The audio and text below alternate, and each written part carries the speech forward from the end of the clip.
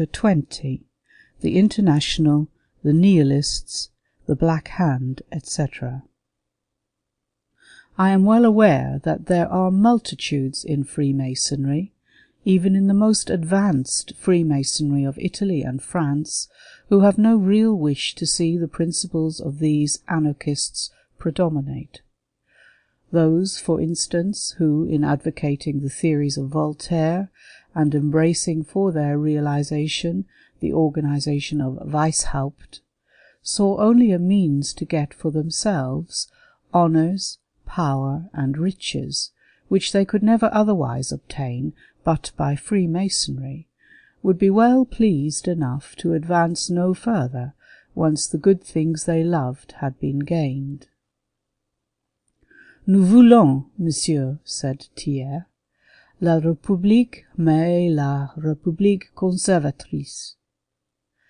He and his desired, of course, to have the Republic which gave them all this world had to bestow, at the expense of former possessors. They desired also the destruction of a religion which crossed their corrupt inclinations, and which was suspected of sympathy for the state of things which Masonry had supplanted. But they had no notion, if they could help it, to descend again to the level of the masses from which they had sprung. In Italy, for instance, this class of Freemasons have had supreme power in their hands for over a quarter of a century. They obtained it by professing the strongest sympathy for the downtrodden millions whom they called slaves. They stated that these slaves, the bulk of the Italian people in the country and in the cities, were no better than tax-paying machines, the dupes and drudges of their political tyrants. Victor Emmanuel, when he wanted, as he said, to liberate them from political tyrants, declared that a cry came to him from the enslaved Italy, composed of these downtrodden, unregenerated millions. He and his Freemasons and Carbonari, the party of direction and the party of action, therefore drove the native princes of the people from their thrones, and seized upon the supreme sway throughout the Italian peninsula. Were the millions of slaves served by the change? The whole property of the Church was seized upon. Were the burdens of taxation lightened? Very far from it.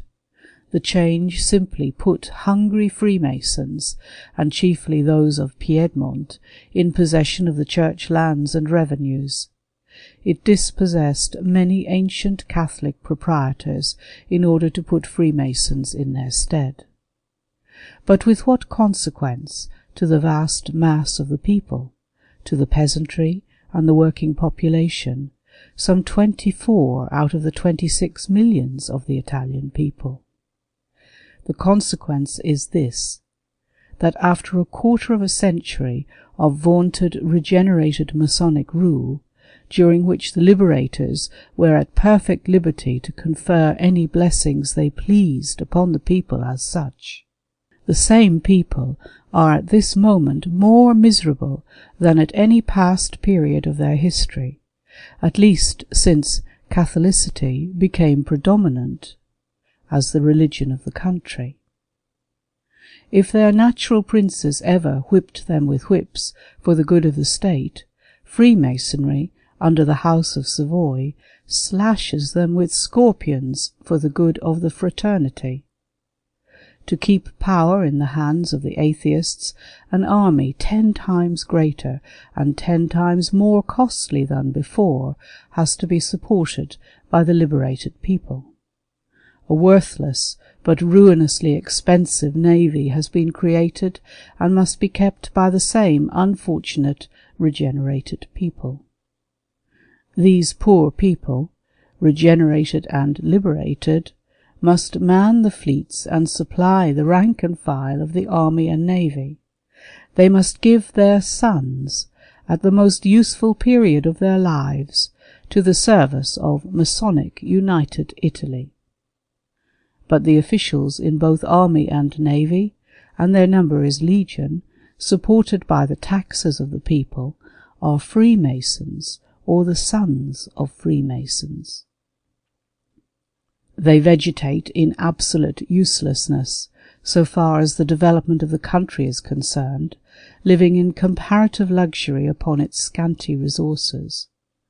The civil service, like the army and navy, is swelled with government billets out of all proportion to the wants of the people. It is filled with Freemasons. It is a paradise of Freemasons, where Piedmontese patriots who have intrigued with Cavour or fought under Garibaldi enjoy otium cum dignitate at the expense of the hard earnings of a people very poor at any time, but by the present regenerated regime made more wretched and miserable than any Christian peasantry, not even excepting the peasantry of Ireland, on the face of the earth. The consequence of the liberation wrought by the Freemasons in Italy is this: they clamoured for representative institutions. All their revolutions were made under the pretext that these were not granted, and the mass of the Italian people, 7/8 of them, are as yet unenfranchised, after a quarter of a century of Masonic supremacy in the land. The Masons represented the lot of the poor man as insupportable under the native princes, but under themselves the poor man's condition, instead of being ameliorated, has been made unspeakably worse. He is positively at present ground down in every little town of Italy by insupportable exactions. His former burdens are increased fourfold, in many cases tenfold. To find money for all the extravagances of Freemason rule, to make fortunes for the top sawyers, and comfortable places for the rank and file of the sect, a system of taxation, the most elaborate, severe, and searching ever yet invented to crush a nation, has been devised. The peasant's rent is raised by Masonic greed whenever a Mason becomes a proprietor, as is often the case with regard to confiscated church lands. Land taxes cause the rents to rise everywhere. The tenant must bear them. Then every article of the produce of his little rented holding is taxed as he approaches the city gates to sell it. At home his pig is taxed, his dog, if he can keep one, his fowl, his house, his fireplace, his window light, his scanty earnings, titulo servizio, all are specially, and for the poor, heavily taxed. The consequence of this is that few Italian peasants can, since Italy became united, drink the wine they produce, or eat the wheat they grow. Flesh meat, once in common use, is now as rare with them as it used to be with the peasantry in Ireland. Milk or butter they hardly ever taste. Their food, often sadly insufficient, is reduced to pizzi, a kind of cake made of maize or Indian meal, and vegetables or fruit when in season. Their drink is plain water. They are happy when they can mingle with it a little vinaccio, a liquid made after the grapes are pressed, and the wine drawn off, by pouring water on the refuse. Their homes are cheerless and miserable. Their children left to live in ignorance, without schooling, employed in coarse labour, and clothed in rags. The Grand Duke of Tuscany had, by wise and generous regulations, placed hundreds, yea, even thousands of these peasants, happy as independent farmers on their own land. The crushing load of taxation has caused these to disappear, and their little holdings have been sold by auction to pay taxes, and have passed, of course, into the hands of speculators, generally Freemasons, who, when they become landlords, vie with the worst of their class in Ireland in greed. In the States of the Church, where the careful, most Christian and compassionate spirit and legislation of the Vicar of Christ prevailed, the peasantry ate their own bread, drank their own wine, and were decently, nay, even picturesquely clad, as all travellers know, before the liberation of the Masonic Piedmontese. Not a family was without a little hoard of savings for the age of the old, and for the provision and placing in life of the young. Now, gaunt misery, even starvation, is the characteristic of these populations after only some 15 years of Masonic rule. The vast revenues of the Church are gone, none know whither. The nation is none the better of them, and the populace, in their dire poverty, can no longer go to the convent gate, where before the poor never asked for bread in vain. The religious, deprived of their possessions and severely repressed, have no longer food to give. They are fast disappearing, and the people already experience that the promises of Freemasonry, like the promises of its real author, are but apples of ashes, given but to lure, to deceive, and to destroy. But to return, the Freemasonry of France and other continental nations, which has done so much to give effect to the principles of Voltaire and Weishaupt, wishes decidedly not to go beyond the role played by the Freemasonry of Italy. But in France, as in Italy, an inexorable power is behind them, pushing them on, and also fanatically determined to push them off the scene when the time is ripe for doing so. This the Freemasons of Italy well know, this the men now in power in France feel. But if they move against the current coming upon them from the depths of Freemasonry, woe to them. The knife of the assassin is ready. The sentence of death is there, which they are too often told to remember, and which has before now reached the very foremost men of the sect who refused or feared, for motives good or bad, to advance, or to advance as quickly as the hidden chiefs of the revolution desired and decreed. It removed Nubius in the days of Mazzini. It removed Gambetta before our eyes. It aimed frequently at Napoleon III, and would most assuredly have struck home, but its aim was only to terrify him, that so he, as a Carbonaro, may be made to do its work soon and effectively. Masonry obtained its end, and Napoleon marched to the Italian War and to his doom. It is this invisible power, this secret, sleepless, fanatical directory, which causes the solidarity most evidently subsisting between Freemasonry in its many degrees and aspects and the various parties of anarchists which now arise everywhere in Europe. In the last century, kings, princes, nobles took up Masonry.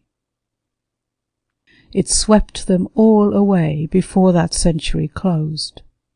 In the beginning and progress of this century, the bourgeoisie took it up with still greater zest and made it all their own. They for a long time would not tolerate such a thing as a poor Mason. Poverty was their enemy. What has come to pass? The bourgeoisie at this moment are the peculiar enemy of the class of workmen who have invaded black or illuminated Masonry and made it at last completely theirs. The bourgeoisie are now called upon by the socialists to be true to the real levelling principles of the brotherhood, to practice as well as preach liberty, equality, and fraternity, to divide their possessions with the working men, to descend to that Elysium of Masonry, the level of the commune, or die. It is passing strange how Masonry, being what it is, has always managed to get a princely or noble leader for every one of its distinct onward movements against princes, property, and society. It had Égalité to lead the movement against the throne of France in the last century. It had the Duke of Brunswick, Frederick II, and Joseph II to assist. In this century we see it ornamented by Louis Philippe, Napoleon III, Victor Emmanuel, and others as figureheads, and then Nubius and Palmerston both won from the leaders of the conservative nobility, were its real chiefs. Now, when it appears in its worst possible form, it is championed by no less a personage than a Russian prince of high lineage, a representative of the wealthiest, most exclusive, and perhaps richest aristocracy in the world. We find that in all cases of seduction like this, the promise of a mighty leadership has been the bait by which the valuable dupe has been caught by the sectaries. The advice of Piccolo Tigre for the seduction of princes has thus never been without its effect. These new anarchical societies are not mere haphazard associations. They are mostly ably organized. There is, for instance, in the International 3 degrees, or rather distinct societies, the one, however, led by the other. First come the International Brethren. These know no country but the revolution, no other enemy but reaction. They refuse all conciliation or compromise, and they regard every movement as reactionary the moment it ceases to have for its object, directly or indirectly, the triumph of the principles of the French Revolution. They cannot go to any tribunal other than a jury of themselves, and must assist each other, lawfully or otherwise, to the very limits of the possible. No one is admitted who has not the firmness, fidelity, intelligence, and energy considered sufficient by the chiefs to carry out as well as to accept the programme of the revolution. They may leave the body, but if they do, they are put under the strictest surveillance, and any violation of the secret or indiscretion damaging to the cause is punished inexorably by death. They are not permitted to join any other society, secret or otherwise, or to take any public appointment without permission from their local committee, and then they must make known all secrets which could directly or indirectly serve the international cause. The second class of internationalists are the National Brethren. These are local socialists, and are not permitted even to suspect the existence of the International Brethren, who move among them and guide them in virtue of higher degree. They figure in the meetings of the society, and constitute the grand army of insurrection. They are, without knowing it, completely directed by the others. Both classes are formed strictly upon the lines laid down by Weishaupt.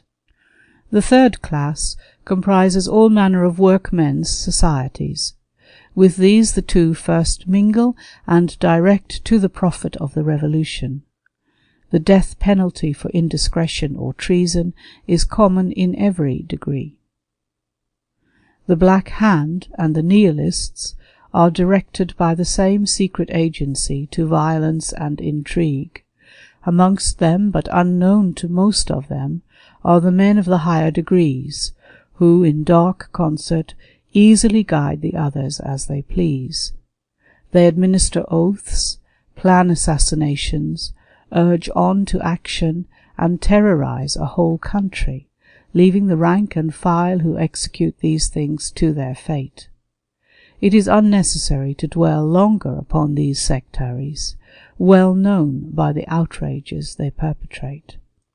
These terrible societies are unquestionably connected with and governed by the Dark Directory, which now, as at all times, since the days of Weishaupt, rules the secret societies of the world. Mohammedanism permitted the assassins gathered under the Old Man of the Mountain to assist in spreading the faith of Islam by terrorizing over its Christian enemies. For a like purpose, whenever it judges it opportune, the dark Alta Vendita employs the assassins wholesale and retail of the secret societies. It believes it can control, when it pleases, these ruthless enemies of the human race.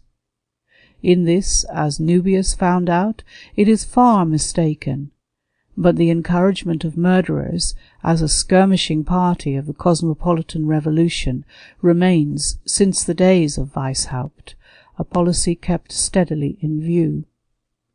Today, that party is used against some power such as that of the popes or the petty princes of Italy.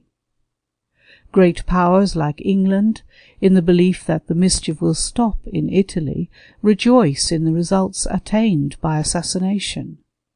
Tomorrow it suits the policy of the Alta Vendita to make a blow at aristocracy in England, at despotism in Russia, at monarchy in Spain, and at once we find invincibles formed from the advanced amongst the Fenians, Nihilists and the Black Hand from the ultras of the Carbonari, and young Russia ready to use dynamite and the knife and the revolver, reckless of every consequence, for the ends of the secret directory with which the diplomacy of the world has now to count.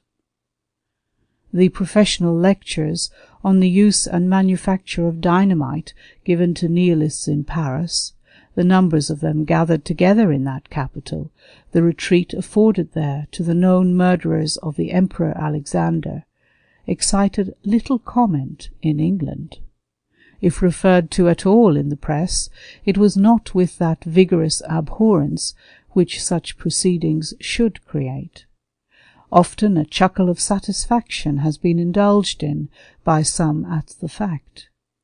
The utterances of the advanced members of the Masonic intellectual party in the French Senate excusing Nihilists were quoted with a kind of faint damnation equivalent to praise.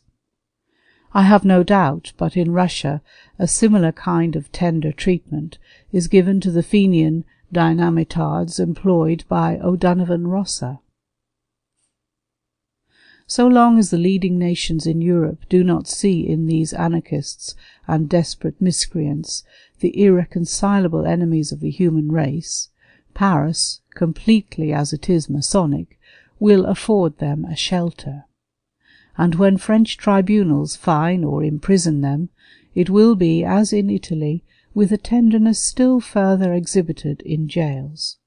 The salvation of Europe depends upon a manly abhorrence of secret societies of every description, and the pulling up root and branch from human society of the sect of the Freemasons, whose illuminated plottings have caused the mischief so far, and which, if not vigorously repressed by a decided union of Christian nations, will yet occasion far more. Deus fecit nationes sanabiles. The nations can be saved.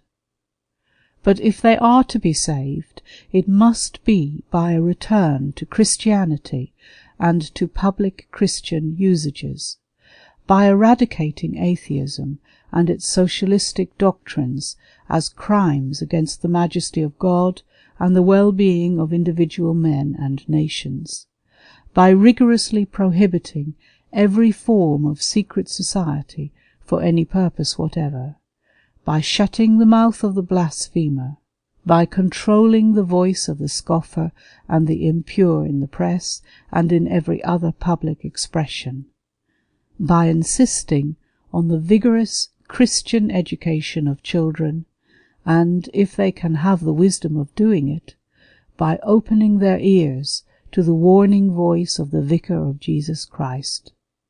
It is not an expression of Irish discontent finding a vent in dynamite which England has most to fear from anarchy.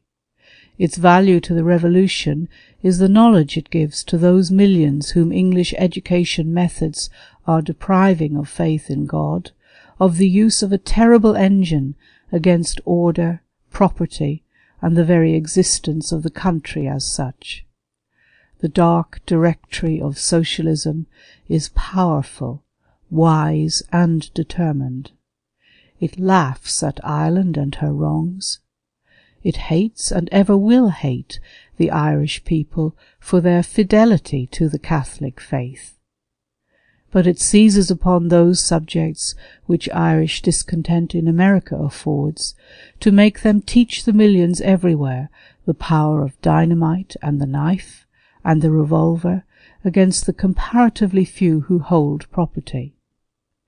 This is the real secret of dynamite outrages in England, in Russia, and all the world over, and I fear we are but upon the threshold of a social convulsion which will try every nation where the wiles of the secret societies have obtained, through the hate of senseless Christian sectaries, the power for atheism to dominate over the rising generation, and deprive it of Christian faith and the fear and the love of God.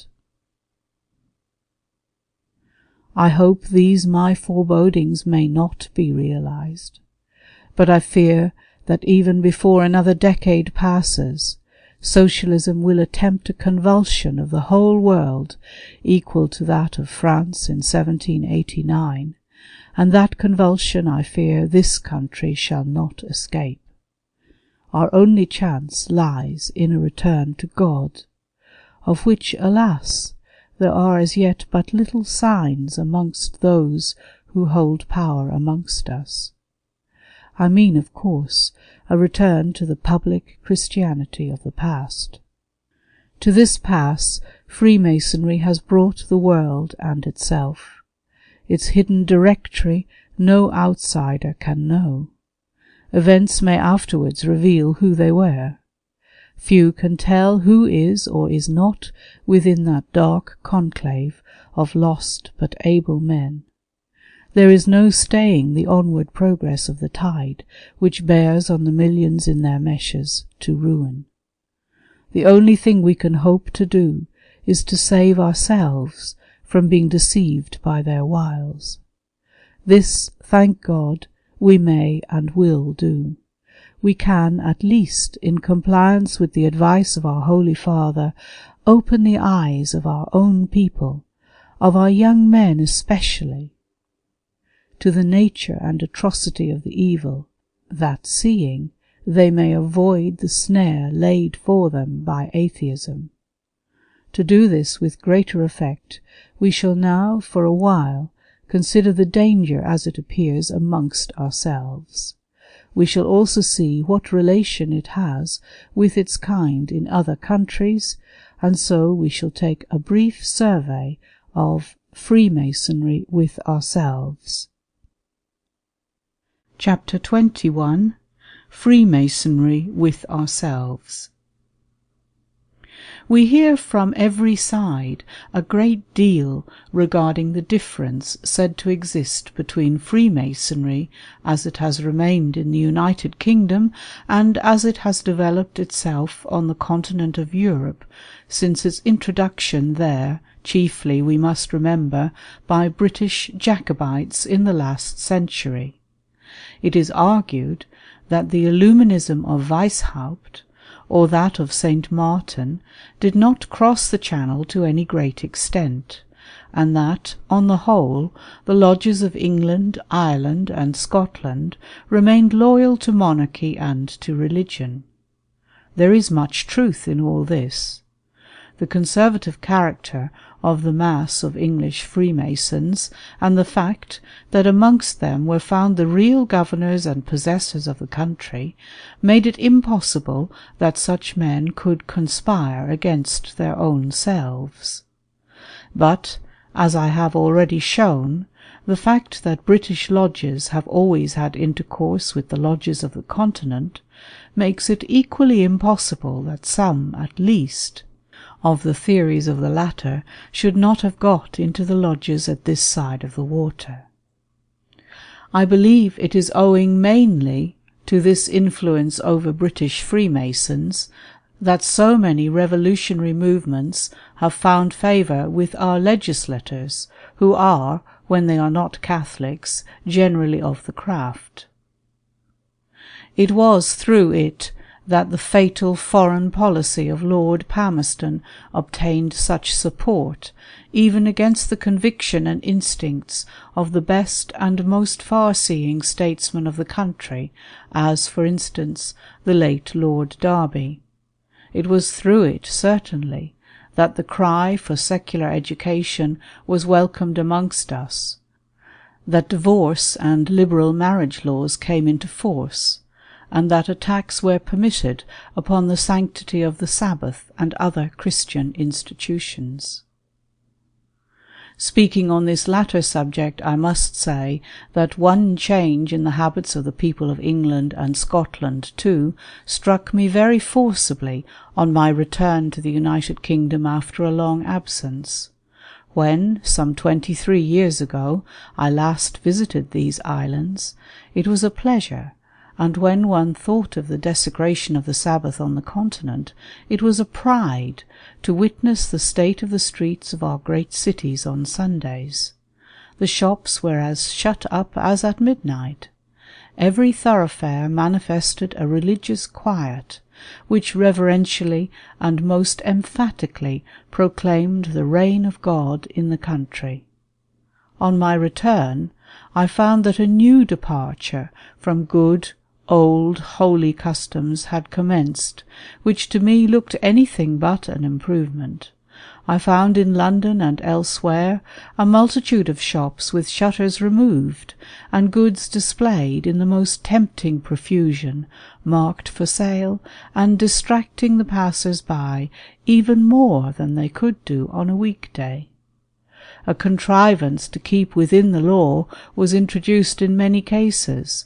It was a kind of iron-rail doorway, which left the full inside of the shop or store visible, so that to all intents and purposes the interior was within the turn of a key of being as much in the way of business as shops of the same kind in Paris.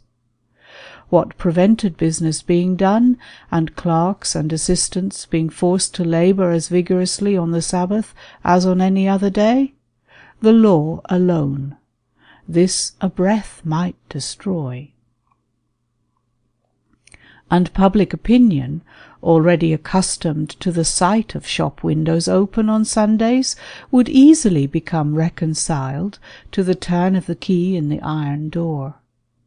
At first this would be only for a few hours, of course, but afterwards, just as in Paris, forever.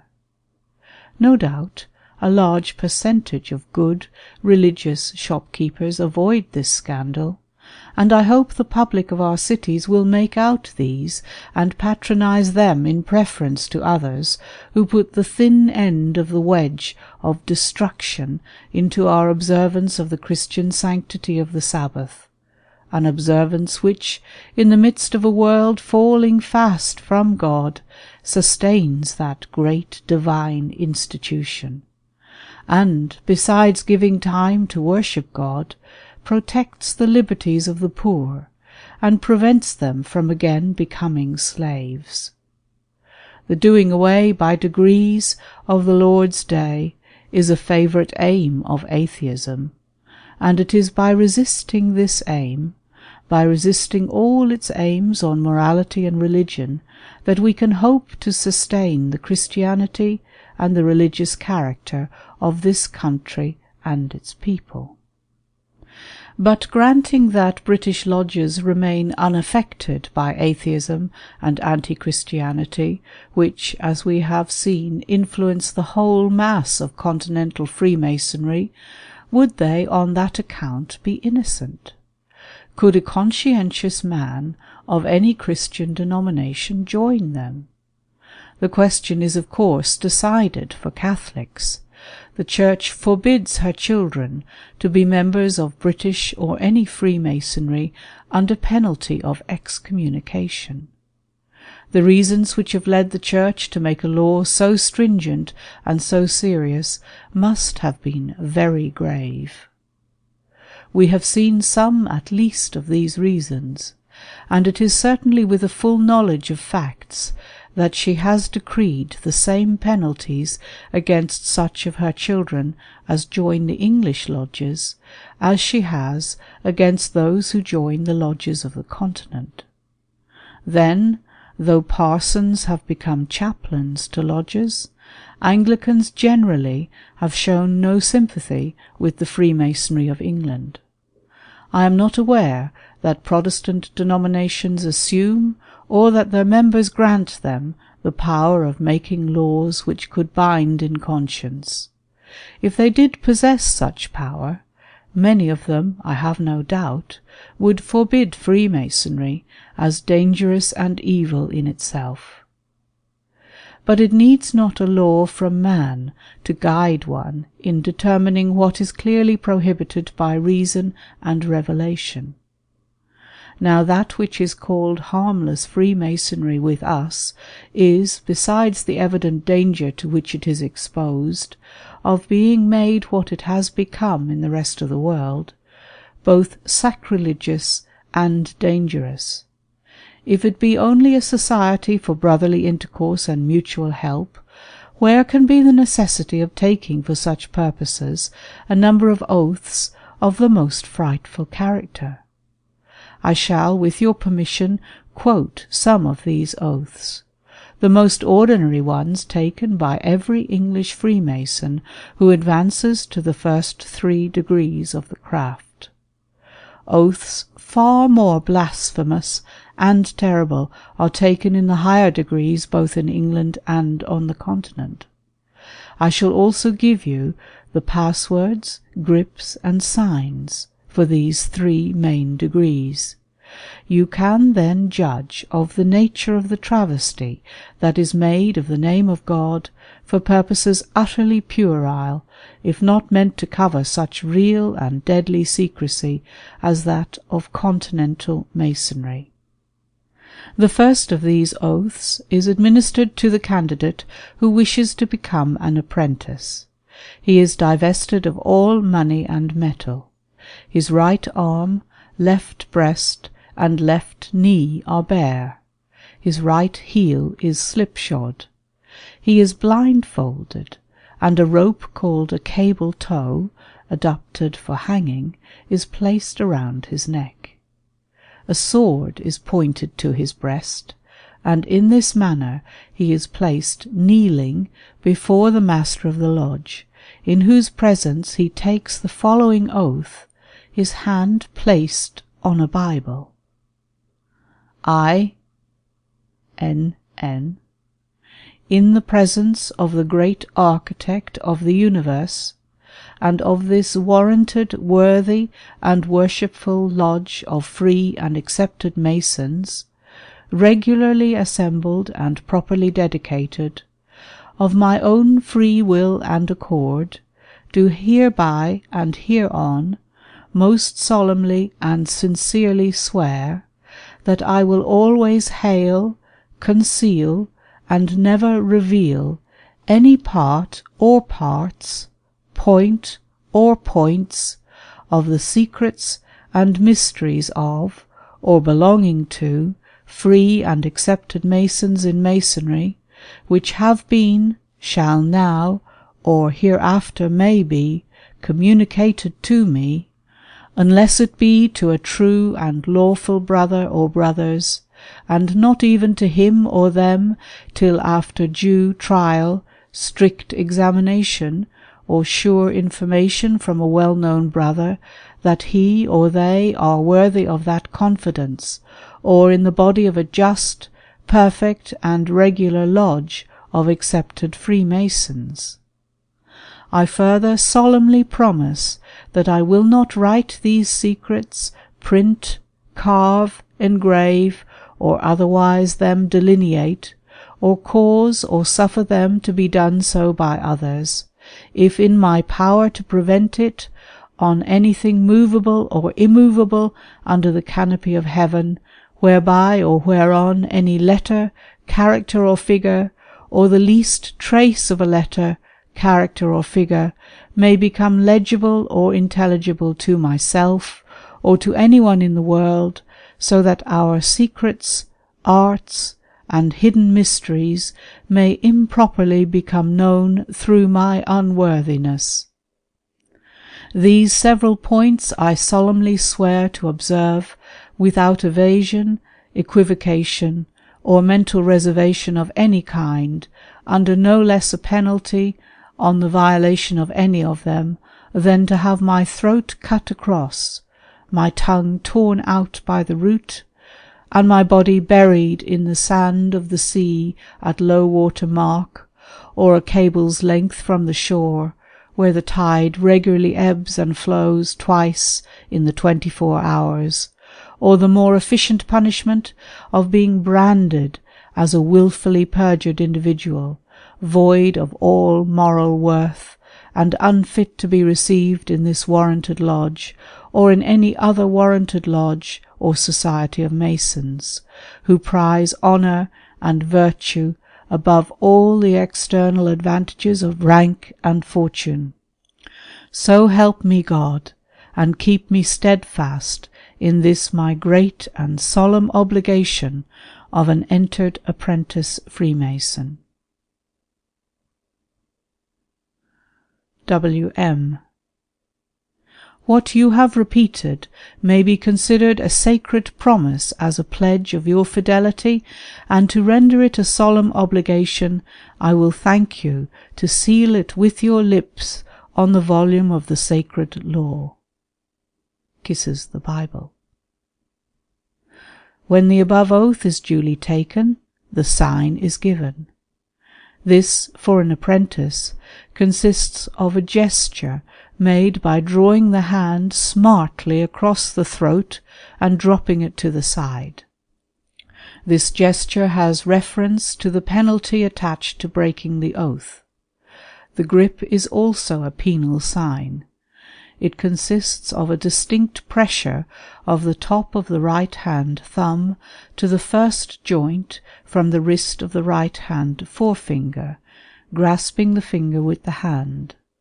The password is BOAZ, B-O-A-Z, and is given letter by letter. There are a number of quaint ceremonial charges and lectures, which may be seen by consulting any of the manuals of Freemasonry, and which are perfectly given in a treatise by one Carlyle, an atheist, who undertook for the benefit of infidelity to divulge the whole of the mere ceremonial secrecy of English Freemasons, in order to advance the real secret of it all, namely, pantheism or atheism, and hatred for every form of Christianity. The English Freemasons made too much of the ceremonies and too little of atheism, and hence the design of real infidelity to get the real secret into English lodges by expelling the pretended one. The oath of the second degree, that of fellowcraft, is as follows.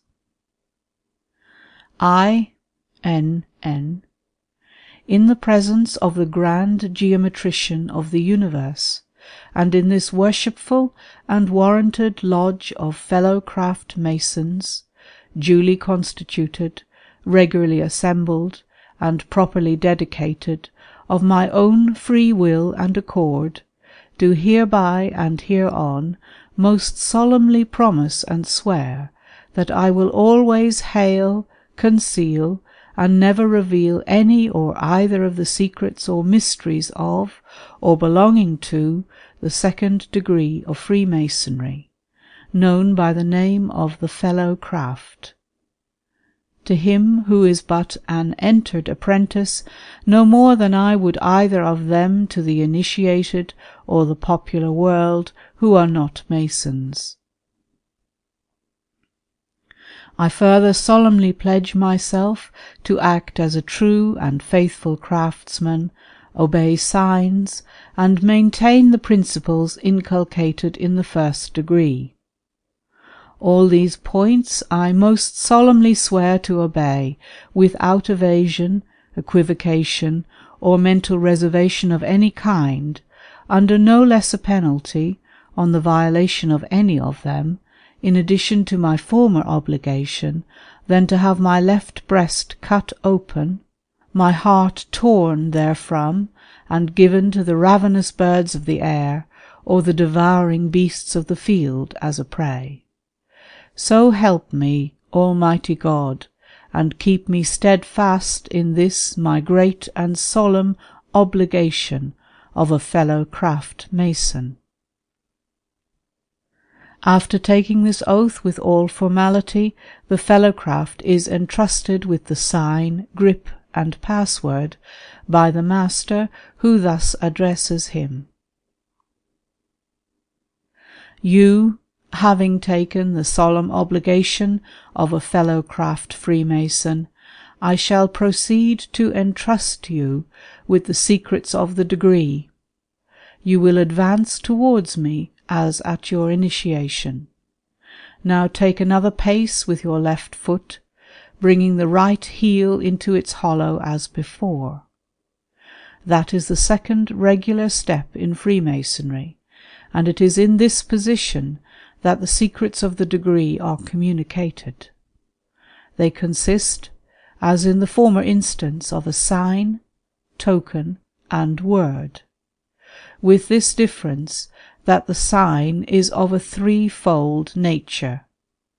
The first part of a threefold sign is called the sign of fidelity, emblematically to shield the repository of your secrets from the attacks of the Cowan.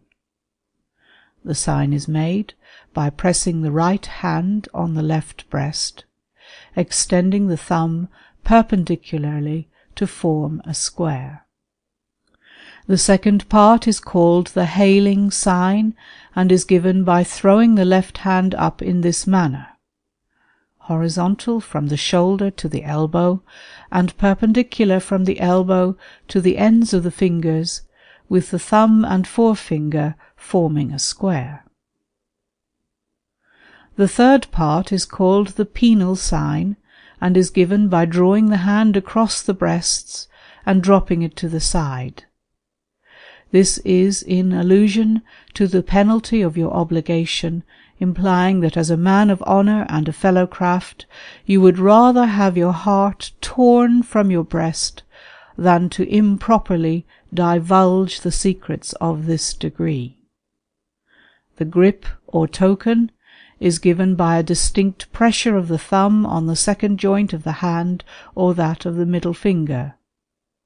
This demands a word to be given and received with the same strict caution as the one in the former degree, either by letters or syllables. The word is Jachin, Jachin. As in the course of the evening you will be called on for this word, the senior deacon will now dictate the answers you will have to give.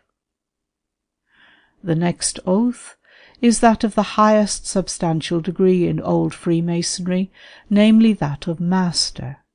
Attention is specially to be paid to the words, or at my own option.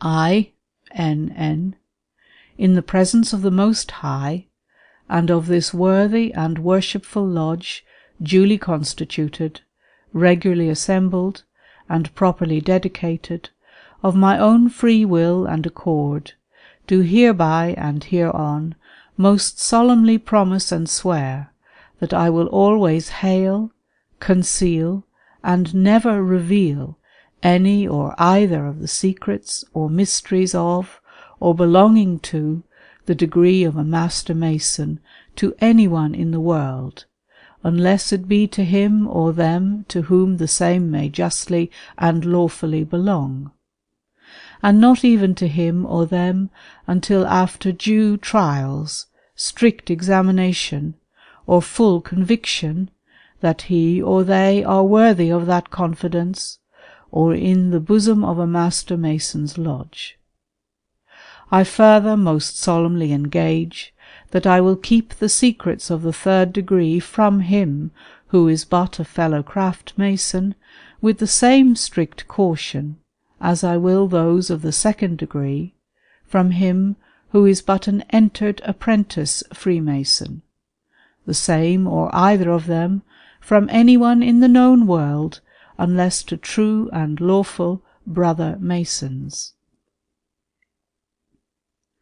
I further solemnly engage myself to advance to the pedestal of the square and compasses, to answer and obey all lawful signs and summonses sent to me from a Master Mason's lodge, if within the length of my cable tow, and to plead no excuse except sickness, or the pressing emergency of my own private or public avocations. I furthermore solemnly pledge myself to maintain and support the 5 points of fellowship in act as well as in word, that my hand given to a Mason shall be the sure pledge of brotherhood, that my foot shall traverse through danger and difficulties to unite with his in forming a column of mutual defence and safety, that the posture of my daily supplications shall remind me of his wants, and dispose my heart to succour his distresses, and relieve his necessities, as far as may fairly be done without detriment to myself or connections, that my breast shall be the sacred repository of his secrets, when delivered to me as such, murder, treason, felony, and all other offences contrary to the law of God, or the ordinances of the realm, being at all times most especially accepted or at my own option. And finally, that I will support a Master Mason's character in his absence as well as I would if he were present. I will not revile him myself, nor knowingly suffer others to do so, but will boldly repel the slanderer of his good name, and strictly respect the chastity of those that are most dear to him, in the persons of his wife, sister, or his child, and that I will not knowingly have unlawful carnal connection with either of them.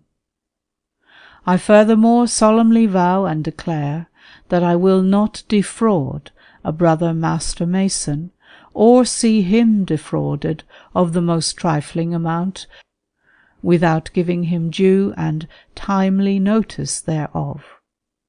That I will also prefer a brother Master Mason in all my dealings, and recommend him to others as much as lies in my power, so long as he shall continue to act honourably, honestly, and faithfully towards me and others. All these several points I promise to observe, without equivocation or mental reservation of any kind, under no less a penalty, on the violation of any of them, than to have my body severed in 2, my bowels torn thereout, and burned to ashes in the centre, and those ashes scattered before the 4 cardinal points of heaven, so that no trace or remembrance of me shall be left among men, particularly among Master Masons. So help me God, and keep me steadfast in this grand and solemn obligation, being that of a Master Mason. A long ceremony, in which the newly made Master is made to sham a dead man, and to be raised to life by the Master, grasping or rather clawing his hand or wrist, by putting his right foot to his foot, his knee to his knee, bringing up the right breast to his breast, and with his hand over the back. This is practiced in Masonry as the 5 points of fellowship. Then the Master gives the signs, grip, and password, saying, "Of the signs, the 1st and 2nd are casual, the 3rd is penal. The 1st casual sign is called the sign of horror, and is given from the fellow craft's hailing sign, by dropping the left hand and elevating the right, as if to screen the eyes from a painful sight, at the same time throwing the head over the right shoulder, as a remove or turning away from that sight. It alludes to the finding of our murdered master Hiram by the 12 fellow crafts. The second casual sign is called the sign of sympathy or sorrow, and is given by bending the head a little forward, and by striking the right hand gently on the forehead. The third is called the penal sign because it alludes to the penalty of your obligation, and is given by drawing the hand across the center of the body, dropping it to the side, and then raising it again to place the point of the thumb on the navel. It implies that, as a man of honor and a master mason, you would rather be severed in two than improperly divulge the secrets of this degree. The grip or token is the first of the 5 points of fellowship. The 5 points of fellowship are, first, a grip with the right hand of each other's wrist, with the points of the fingers. Second, right foot parallel with right foot on the inside. Third, right knee to right knee. Fourth, right breast to right breast. Fifth, hand over shoulder supporting the back. It is in this position, and this only, except in open lodge, and then but in a whisper, that the word is given. It is Mahabone, M-A-H-A-B-O-N-E, or Macbenach, M-A-C-B-E-N-A-C-H. The former is the ancient, the latter the modern word. I have here given an idea of the principal ceremonies used in making English Freemasons. I could not, in the space I have allotted to myself, enter, as I would wish to do, upon other features of its ridiculous rites and observances, many of which in still higher degrees get a gradual opening, atheistic and most anti-Christian interpretation. But it will suffice for my purpose to bring one fact under your observation. In the ceremonies accompanying initiations, many charges are made to the candidates, and lectures and catechisings are given. In these, in the highest degrees, the real secret is gradually divulged in a manner apparently the most simple. For instance, in the degree of the Knights Adepts of the Eagle or the Sun, the master in his charge, describing the Bible, compass, and square, says, "By the Bible you are to understand that it is the only law you ought to follow. It is that which Adam received at his creation, and which the Almighty engraved in his heart. This law is called natural law, and shows positively that there is but one God, and to adore only him without any subdivision or interpolation. The compass gives you the faculty of judging for yourself that whatever God has created is well, and he is the sovereign author of everything.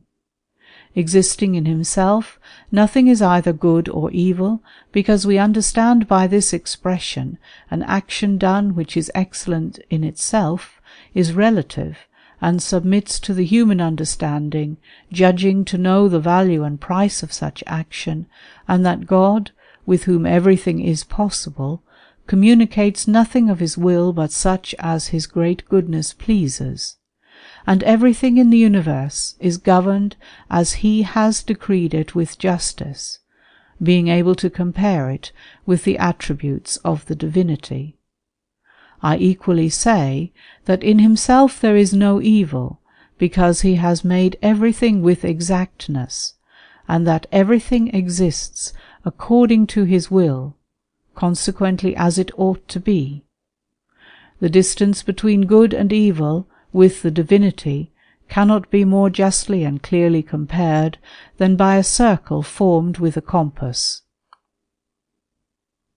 From the points being reunited, there is formed an entire circumference, and when any point in particular equally approaches or equally separates from its point, it is only a faint resemblance of the distance between good and evil, which we compare by the points of a compass forming a circle, which circle, when completed, is God. From this it will be clear to what the so-called veneration for the Bible and for religion comes to at last in all Freemasonry. From apparent agreement with Christianity, it ends in atheism. In the essentially Jewish symbolism of Masonry, the Trinity is ignored from the commencement, and God reduced to a grand architect. The mention of Christ is carefully avoided. By degrees, the Bible is not revelation at all, only the laws written on the heart of every man by the one God, yet, however, somewhat respected. But in a little while we find the one God reduced to very small dimensions indeed. You may judge for yourself by the compass that God exists in himself, therefore, though it is hard here to see the therefore, nothing is either good or evil. Here is a blow at the moral law. Finally, God, spoken of with such respect in all the going before degrees, is reduced to a non-entity, which circle, when completed, is God. This is a perfect introduction on Weishaupt's lines to Weishaupt's pantheism. But the theories of Masonry, however developed, do less practical mischief than the conduct it fosters. The English, happily for themselves, are in many useful respects an eminently inconsistent people. The gentry amongst them can join Freemasonry, and yet keep, in the most illogical manner possible, their very diluted form of Christianity. It has been otherwise with the more reasoning continental Masons. They either abandon the craft or abandon their Christianity. But the morality inculcated by Freemasonry has done immense damage in English-speaking countries nevertheless. The very oath binding a Master Mason to respect the chastity of certain near relations of another Master Mason insinuates a wide field for license, and Masons, even in England, have never been the most moral of men. It leads them, we too well know, to the neglect of home duties, and it leads them to an unjust persecution of outsiders for the benefit of craftsmen, a matter more than once complained of as injurious in trade, politics, and social life. I need not call to your mind what mischief, what foul murder it has led to in America. I prefer to let Carlyle, the infidel apologist of dark Masonry, speak on this point. He says, "My exposure of Freemasonry in 1825 led to its exposure in the United States of America, and a Mason there of the name of William Morgan, having announced his intention to assist in the work of exposure, was kidnapped under pretended forms and warrants of law by his brother Masons, removed from the state of New York to the borders of Canada near the Falls of Niagara, and there most barbarously murdered. This happened in 1826.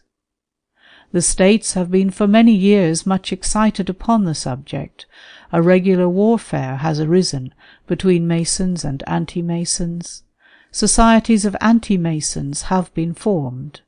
Newspapers and magazines started, and many pamphlets and volumes with much correspondence published, so that, before the slavery question was pressed among them, all parties had merged into Masons and anti-Masons. Several persons were punished for the abduction of Morgan, but the murderers were sheltered by Masonic lodges and rescued from justice. This was quite enough to show that Masonry, as consisting of a secret association, or an association with secret oaths and ceremonies, is a political and social evil. While writing this, I have been informed that individual members of Orange lodges have smiled at the dissolution of their lodges, with the observation that precisely the same association can be carried on under the name of Masonry. This is an evil that secret associations admit. No form of anything of the kind, when secret, can protect itself from abuses, and this is a strong reason why Masonic associations should get rid of their unnecessary oaths, revise their constitutions, and throw themselves open to public inspection and report. There is enough that may be made respectable in Masonry, in the present state of mind and customs, to admit of scrutinizing publicity. The question of the death of Morgan and other unhappy incidents in the history of Freemasonry in the United States are very fully treated by Father Muller, CSSR. Yet, strange to say, notwithstanding anti-Masonic societies being formed extensively in the Great Republic, and the horror created by the murder of Morgan, there is no part of the world where Masonry flourishes more than in America. I believe it will yet become the greatest enemy of the free institutions of that country. I am willing to admit, however, that Freemasonry has, thank God, made little progress amongst Catholics in Ireland, or Catholics of Irish birth or blood anywhere. This is true, and the same may be said of millions of Protestants who have not joined Masonry. But the evil is amongst us for all that, and it is necessary that we should know what it is and how it manifests itself.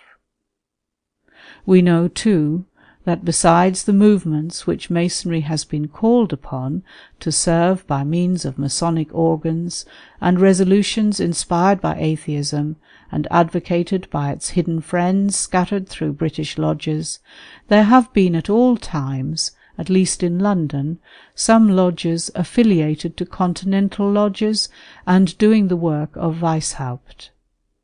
Of this class were several lodges of foreigners and Jews, which existed in London contemporaneously with Lord Palmerston, and which aided him in the government and direction of the secret societies of the world, and in the infidel revolution which was carried on during his reign with such ability and success.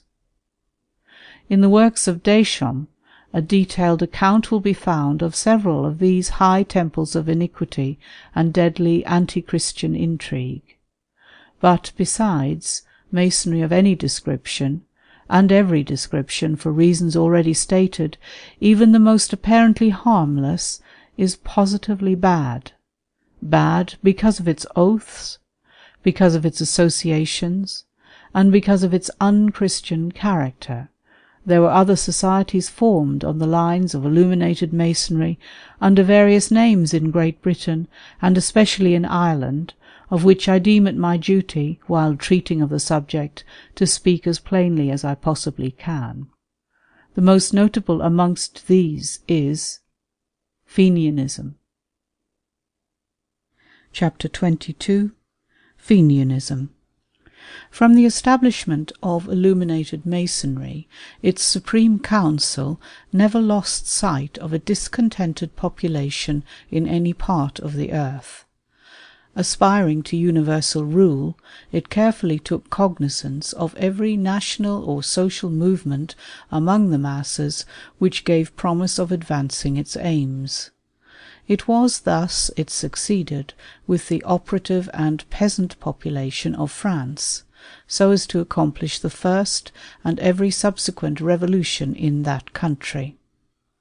The letters of the Alta Vendita, and of Piccolo Tigre especially, have carefully had in view the corruption of the masses of working men, so as to de-Christianize them adroitly, and fit and fashion them into revolutionists. Now amongst all the peoples of the earth, those who most impeded atheistic designs were the Catholics of Ireland.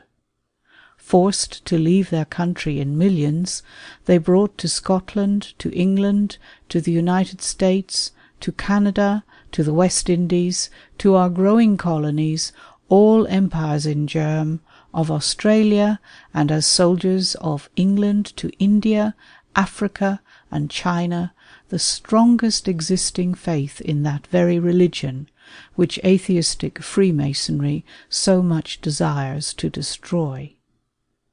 It would be impossible to imagine that the dark directories of the Illuminati did not take careful account of this population.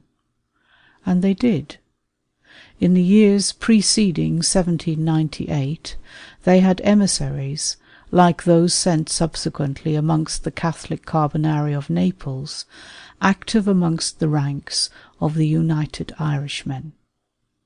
France, then completely under the control of the Illuminati, sent aid which she sorely wanted at home at the instigation of these very emissaries to found an Irish republic, of course on the atheistic lines upon which all the republics then founded by her arms were established.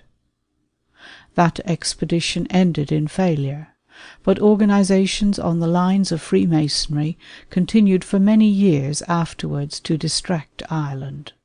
As in Italy, the Illuminati had taught the peasantry of Ireland how to conspire in secret, oath-bound, and, of course, often murderous, but always hopeless, league against their oppressors.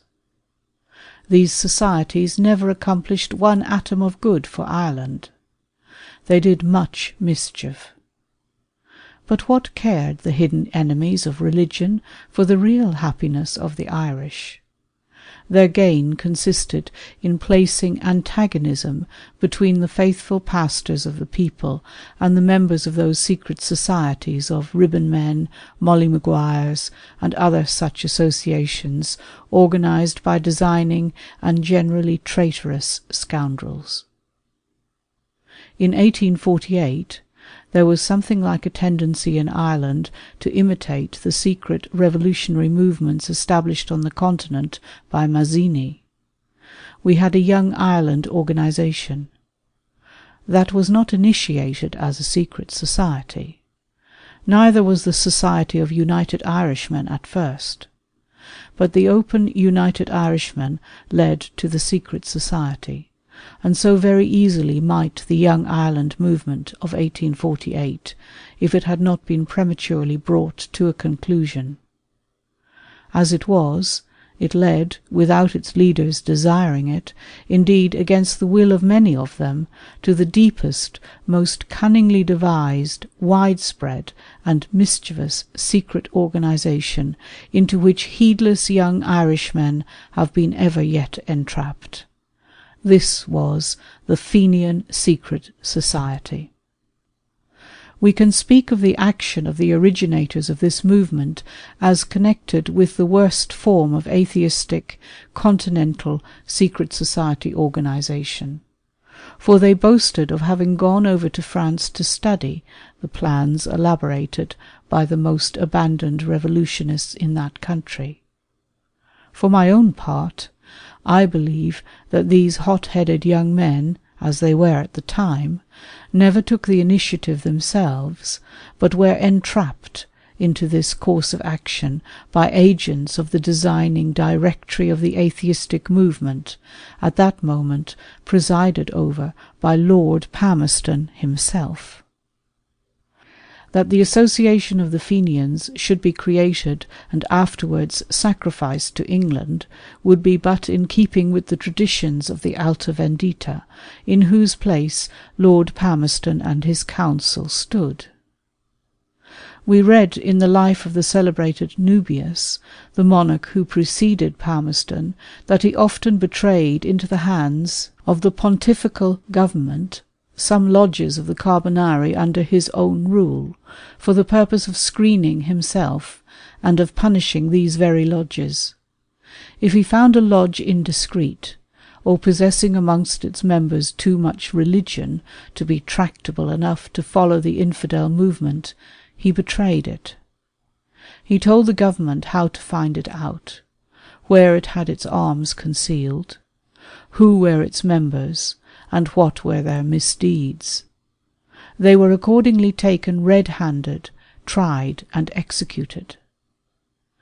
Nubius got rid of a difficult body for whom he felt nothing but contempt, and his position at Rome was rendered secure to gnaw, as he himself expressed it, at the foundations of that pontifical power, which thought that any connection such a respectable nobleman as he was might have with assassins could be only in reality for the good of religion and the government, to which by station, education, and even class interest he was allied.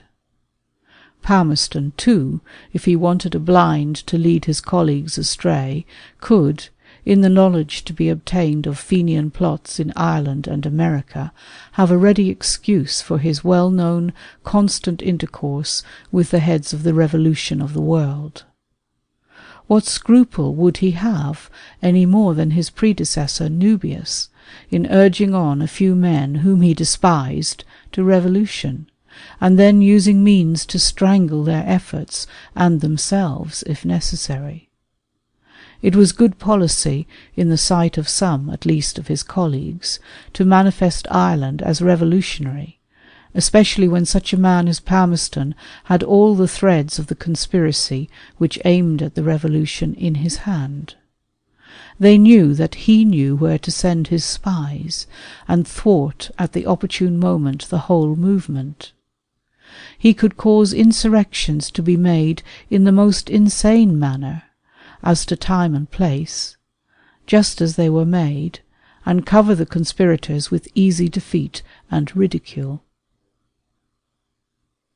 However this may be, the Fenian movement, after being nursed in America, appeared in Ireland as a society founded upon lines not very unlike those of the Carbonari of Italy. It was illuminated Freemasonry, with, of course, another name, in order not to avert the pious Catholic men it meant to seduce and destroy from its ranks.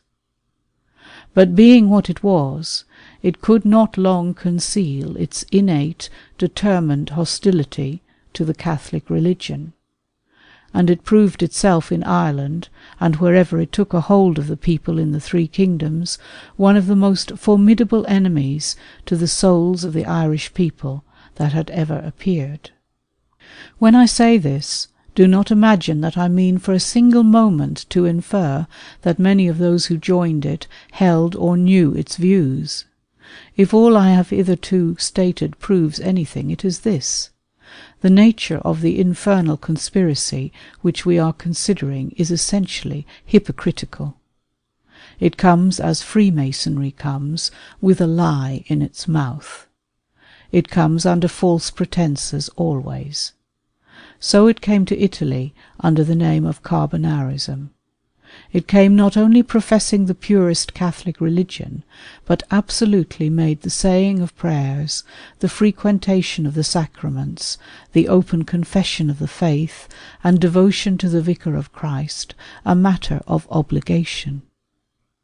I do not believe that Fenianism came to Ireland with so many pious professions, but it came in the guise of patriotism, which in Ireland, for many centuries, was so bound up with religion that in the minds of the peasantry one became inseparably connected with the other. The friend of one was looked upon as the friend of the other, and the enemy of the one was regarded as the enemy of the other. Hence, in the minds of the Irish, in my own boyhood, the French who came over under Hoche were regarded as Catholic. The Irish would have it that France was then, as it was when the wild geese went over to fight for the Bourbons, a Catholic nation. The truth was, of course, quite the other way, but so long were the Irish people accustomed to regard the French as Catholic, that they still cherished the delusion, and would hear or believe nothing to the contrary. It was enough, therefore, for Fenianism to appear in the guise of a national movement meant to free the country from Protestant England, that it should without question be looked upon as, at least in the first instance, essentially Catholic. Nevertheless, after its leaders had gone to Paris to study the methods of the French and Italian Carbonari, and returned to create circles and centres on the plan of the Vendite of the Italians, they showed a large amount of the infidel spirit of the men they found in France, and determined to spread it in Ireland. They well knew that the Catholic clergy would be sure to oppose and denounce them, as would every wise and really patriotic man in the country. The utter impossibility of any military movement which could be made by any available number of destitute Irish peasantry, succeeding at the time, was in itself reason enough why men of any humanity, not to speak at all of the clergy, should endeavour to dissuade the people from the mad enterprise of the Fenians. Every good and experienced Irishman, Smith O'Brien, the editors of the Nation, and others did so, yet strange to say, the leaders of the disastrous movement, the Irish and the American organizers, were permitted by the English government, at least so long as Lord Palmerston lived, to act almost as they pleased in Ireland. The government knew that while impotent to injure England, these agitators and conspirators were doing the work which English anti-Catholic hate desired to do, more effectively than any delusion or bribe or persecution which heresy had been able to invent. They were undermining the faith of the people, and destroying secretly but surely that love and respect for the clergy which had distinguished the country ever since the days of St. Patrick. A paper edited by one of these men was circulated for at least 2 years in the homes of nearly all the population. It contained, to be sure, much incitement to revolution, but it contained also that which in Lord Palmerston's eyes compensated for the kind of revolution Fenians could make 1,000-fold. It contained the most able, virulent, and subtle attacks upon the clergy. This paper remained undisturbed until Palmerston passed away, and affairs in America made Fenianism a real danger for his successors in office. Its issues contained letters written in its own office, but purporting to come from various country parishes, calumniating many of the most venerable of the priests of the people. Men who so loved their flocks as to sacrifice all for them during the famine years, men who had lived with them from youth to old age, were now so artfully assailed as foes of their country's liberation that the people, maddened and deluded by such attacks, passed them on the road without the usual loving salutation Catholics in Ireland give to and receive from their priests. The secret sect backed up the action of the newspaper. Its leaders got the word of command for that purpose and had to be obeyed. Matters proceeded daily from bad to worse, until at last divine providence manifested clearly the deadly designs against religion underlying the Fenian movement, and the people of Ireland recoiled from it and were saved. And then it was hard to keep even the leaders themselves bad to the end. At death, few of them like to face the God they have outraged without reconciliation.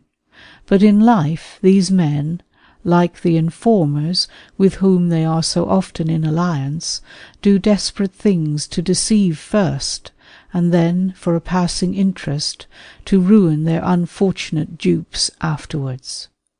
For my own part, I am of opinion that the man who deludes a number of brave young hearts to rush into a murderous enterprise, hopeless from the outset, is as dangerous as the man who seduces men to become assassins and then sacrifices their lives to save his own neck from the halter. At most, there is but the difference of degree in the guilt and malignity of the leaders who urged on impetuous youth to such risings as those of the snowstorms in 1867, and of the scoundrel who planned assassination, entrapped and excited the same kind of youth to execute it, and then swore their lives away to save himself from his justly deserved doom.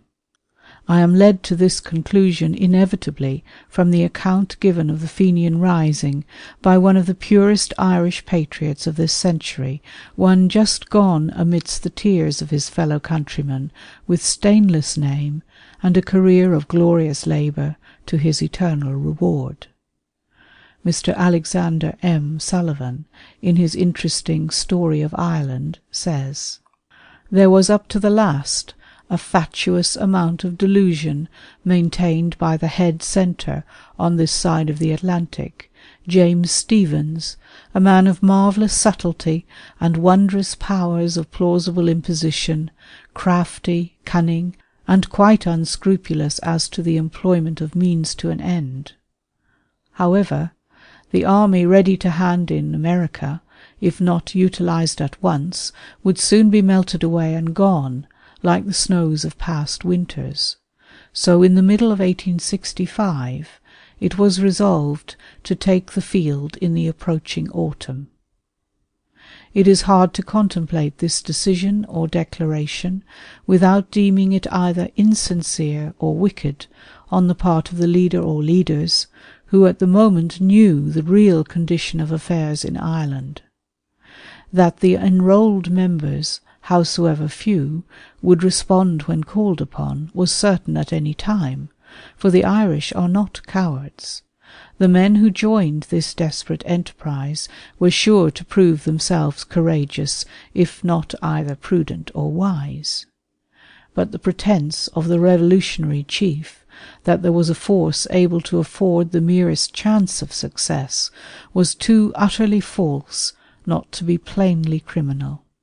Towards the close of 1865 came almost contemporaneously the government's swoop on the Irish revolutionary executive and the deposition, after solemn judicial trial, as prescribed by the laws of the Society, of O'Mahony, the American head centre, for crimes and offences alleged to be worse than mere imbecility, and the election in his stead of Colonel William R. Roberts, an Irish-American merchant of high standing and honourable character, whose fortune had always generously aided Irish patriotic, charitable, or religious purposes.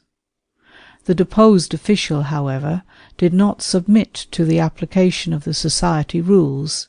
He set up a rival association, a course in which he was supported by the Irish head centre, and a painful scene of factious and acrimonious contention between the two parties thus antagonized caused the English government to hope, nay, for a moment fully to believe, that the disappearance of both must soon follow.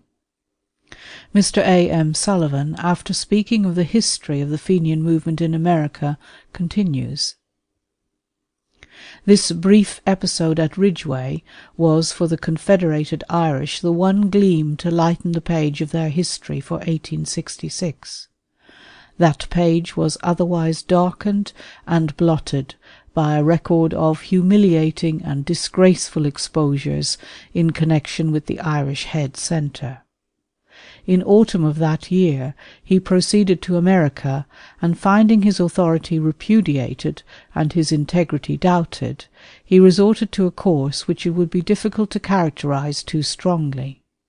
By way of attracting a following to his own standard, and obtaining a flush of money, he publicly announced that in the winter months close at hand, and before the new year dawned, he would, sealing his undertaking with an awful invocation of the Most High, be in Ireland, leading the long-promised insurrection. Had this been a mere intention which might be disappointed, it was still manifestly criminal thus to announce to the British government, unless indeed his resources in hand were so enormous as to render England's preparations a matter of indifference. But it was not as an intention he announced it and swore to it. He threatened with the most serious personal consequences any and every man soever who might dare to express a doubt that the event would come off as he swore. The few months remaining of the year flew by. His intimate adherents spread the rumour that he had sailed for the scene of action, and in Ireland the news occasioned almost a panic. One day, towards the close of December, however, all New York rang with the exposure that Stephen had never quitted for Ireland, but was hiding from his own enraged followers in Brooklyn. The scenes that ensued were such as may well be omitted from these pages. In that bitter hour, thousands of honest, impulsive, and self-sacrificing Irishmen endured the anguish of discovering that they had been deceived, as never had men been before, that an idol worshipped with frenzied devotion was, after all, a thing of clay. The plottings of the head centre, however, were not at an end. Mr. A.M. Sullivan continues. In Ireland, where Stephen had been most implicitly believed in, the news of this collapse, which reached early in 1867, filled the circles with keen humiliation. The more dispassionate wisely rejoiced that he had not attempted to keep a promise, the making of which was in itself a crime. But the desire to wipe out the reproach supposed to be cast on the whole enrolment by his public defection became so overpowering that a rising was arranged to come off simultaneously all over Ireland on the 5th of March, 1867. Of all the insensate attempts at revolution recorded in history, this one assuredly was preeminent. The most extravagant of the ancient Fenian tales supplies nothing more absurd. The inmates of a lunatic asylum could scarcely have produced a more impossible scheme. The one redeeming feature in the whole proceeding was the conduct of the hapless men who engaged in it. Firstly, their courage in responding to such a summons at all, unarmed and unaided as they were. Secondly, their intense religious feeling. On the days immediately preceding the 5th of March, the Catholic churches were crowded by the youth of the country, making spiritual preparations for what they believed would be a struggle in which many would fall and few survive. Thirdly, their noble humanity to the prisoners whom they captured, their scrupulous regard for private property, and their earnest anxiety to carry on their struggle without infraction in aught of the laws and rules of honourable warfare. In the vicinity of Dublin, and in Tipperary, Cork, and Limerick counties, attacks were made on the police stations, several of which were captured by or surrendered to the insurgents. But a circumstance as singular as any recorded in history intervened to suppress the movement more effectually than the armies and fleets of England 10 times told could do. On the next night following the rising, the 6th of March, there commenced a snowstorm which will long be remembered in Ireland, as it was probably without precedent in our annals. For 12 days and nights, without intermission, a tempest of snow and sleet raged over the land, piling snow to the depth of yards on all the mountains, streets, and highways. The plan of the insurrection evidently had for its chief feature desultory warfare in the mountain districts, but this intervention of the elements utterly frustrated the project, and saved Ireland from the horrors of a protracted struggle.